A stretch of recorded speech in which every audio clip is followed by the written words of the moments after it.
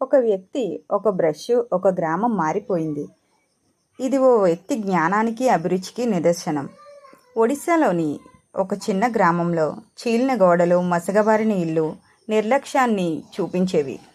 కానీ ఆ గ్రామానికి చెందిన స్థానిక కళాకారుడు మాధవ్ రంగులతో ఆ గోడలు కథను మళ్ళీ చెప్పాలనుకున్నాడు. ఒకే బ్రష్, అపారమైన ఆసక్తితో మాధవ్ ప్రతి ఇంటిని కళాఖండంగా మార్చేశాడు. గ్రామ సంస్కృతి, సంప్రదాయాలు, రోజు జీవితం ఆధారంగా అతను రంగవల్లులు వేశాడు. ప్రారంభంలో ప్రజలు నవ్వారు.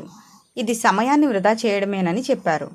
కానీ గోడలు రంగులతో నిండినప్పుడు గ్రామస్తుల హృదయాలు కూడా జీవవంతమయ్యాయి. ప్రయాణికులు, పర్యాటకులు వచ్చి ఫోటోలు తీస్తూ ఆ గ్రామం గురించి ప్రపంచానికి చెప్పడం ప్రారంభించారు.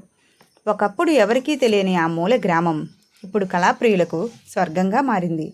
గ్రామంలో కొత్త అవకాశాలు వచ్చాయి. మహిళలు చేతితో చేసిన వృత్తి వస్తువులు అమ్మడం మొదలుపెట్టారు. చిన్న టీ స్టాళ్ళు వచ్చాయి. యువతకి కళలలో ఆశ కనపడింది.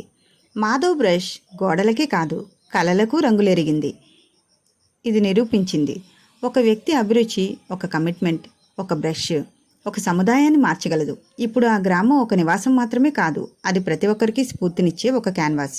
మార్పు ఒక ధైర్యమైన అడుగు నుంచి మొదలవుతుందని గుర్తు చేస్తూ మీ ప్రియాశ్విన్. థ్యాంక్స్.